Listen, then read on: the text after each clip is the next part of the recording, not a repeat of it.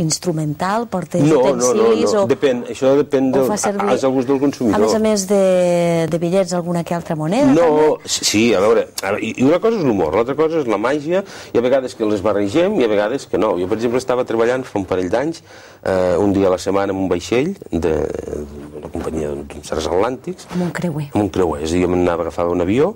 Això és una altra cosa que m'has explicat. Sí, m'anava a Roma, m'esperaven amb un cotxe, em portaven a Civitavecchia, que és on hi ha el port, arribàvem allà a les 6 de la tarda, aleshores jo a la nit feia l'espectacle al teatre, i l'endemà estàvem a Nàpols i agafàvem un altre avió i estava dins a casa.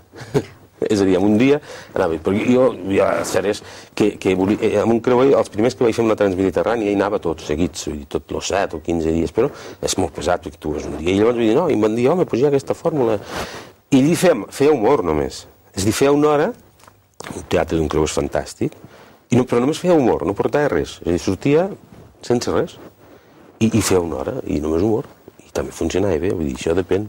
Hi ha vegades que em trobo espectacles que hi ha un màgic i jo només faig humor. O a l'inversa, hi ha un humorista i jo només faig de màgic. Parlem de l'humor. Humor. Parlem de l'humor. Va bé parlar de l'humor. Sí, és bo posar humor, una mica de dosi d'humor a la vida. Ara ets humorista. Vas començar de mag. No, ara faig de tot, Ara fas de tot, però vas començar de mag i no tocaves l'humor, tot i que feies els teus trucs de màgia... Sí, però ho feia molt sèrio, Sí, seriós? Moquín negre i pajarita i tal. Doncs aleshores, on és el canvi? El canvi a Gandesa i a Telecinco. Ho tens molt clar, això. No, jo vaig un dia a Gandesa i feia de màgic i feia de presentador amb els espectacles de varietats, no? I actuava amb els hermanos Calatrava, que precisament ara treballem junts amb la mateixa companyia de Saragossa. I no sé què va passar, i el presentador, saps que a vegades ha de sortir, escolta, explica alguna cosa que falta, no sé què. I vaig tenir de sortir i no sé què vaig explicar, i la gent, i venga a riure.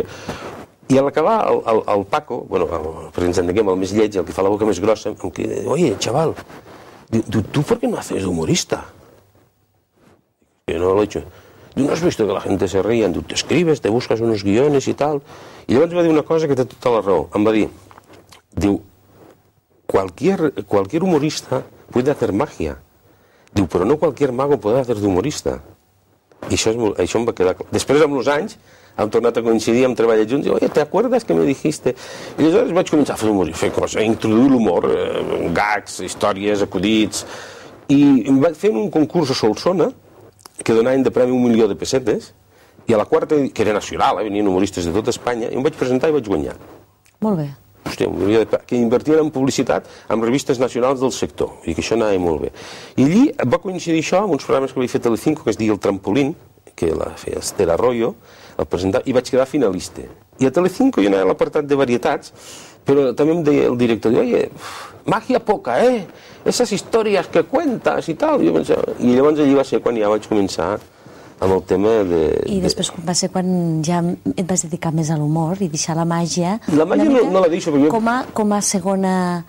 Però això depèn, perquè per exemple jo vaig a un col·legi, que treballem amb molts col·legis, i en un col·legi hi ha un espectacle de màgia d'una hora. El que et demanen, és a dir, tu fas el que et demanen. Tinc dos o tres espectacles diferents jo sol. És un que és Viatge a Magicolàndia, un altre que jo li dic Magiòlegs, que vol dir màgia i monòlegs, i l'altre que és humorista sol. Vull dir, per això depèn, és una mica gust del client. Tu ja ho has vist moltes vegades. Sí. Parlem dels espectacles que portes ara. És a dir, com podem veure el Xema ara per ara? Podem veure un espectacle en solitari, no? Sí, amb varietats. I amb varietats. Explica'ns una mica d'on surten aquestes produccions. No, el cert és que jo em dono compte que els espectacles de varietats cada cop se'n fan menys, però els llocs on es fan, vull dir, queden bé. Aleshores, jo coincidixo amb molts espectacles de varietats, clar, treballant per tot Espanya, conec amb un, conec a l'altre, i em diuen, doncs munta alguna cosa aquí a Catalunya i tal. I jo munto un petit espectacle de varietats, en el que vaig jo i porto, depèn del pressupost i de les necessitats del consumidor, doncs una vedet o un ballet, un cantant, un altre màgic, això, i aleshores jo em converteixo, tot això ho vestim, no? Vull dir, hi ha una presentació, que sortim tots alhora, un final que fem tots junts, si és Nadal sortim amb un gorret de Nadal. Aquest se diu Portàtil Varie 3. N'hi ha diversos, Portàtil Varie 3, Super Varie 3... L'actual és aquest, no? Sí, però tot va una mica a la mida a gust del consumidor. I el que portes individual, és a dir, tu sol, puges a l'escenari, és el país Magicolàndia? No, Viatge a Magicolàndia és un espectacle teatral infantil. Infantil. Dura una hora i jo explico que m'han dit que el país aquell es deia Magicolàndia, en canvi hem anat a Terrassa o a Sabadell o a Barcelona, i clar, jo no he portat ajudants, i aleshores tots els nens i nenes em tindran que ajudar, i vosaltres, i llavors fem tota ja una comèdia, que quan pugin allí encara que no sàpiguin fer màgia han de dir que sí o han de dir convençuts, i tal, i em faig pujar alguns, fem una prova, i llavors, clar, ho tinc muntat de manera que dona la sensació que els jocs els fan ells, al començament. Fem un joc de transmissió, però jo no faig res, i surt bé. Clar, la gent, els crios i la gent gran al·lucinen, no? I aleshores és aquest bitllet que de pagament, plaf, els dono un bitllet. Aquest es diu Viatge a Magicolàndia. És teatre per adults, per tots els públics, que se'n diu, però està enfocat en una cosa teatral infantil. És a dir, que el Xema... I surt la meva dona, també, que li tallo la mà, i la mà es continua moient, després el cap, li atravesso amb espases, està acostumat a tot.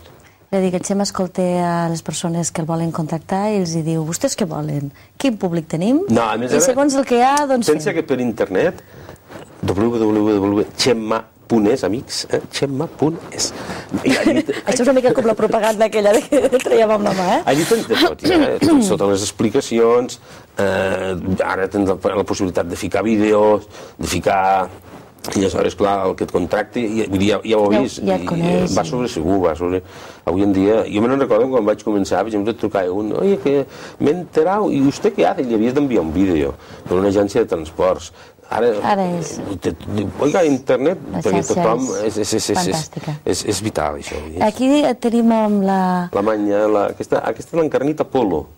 És a dir, ens has portat un petit recull d'unes quantes fotografies... Aquest és un humorista que vam conèixer a Telecinco. En diferents personalitats que has anat coneguent.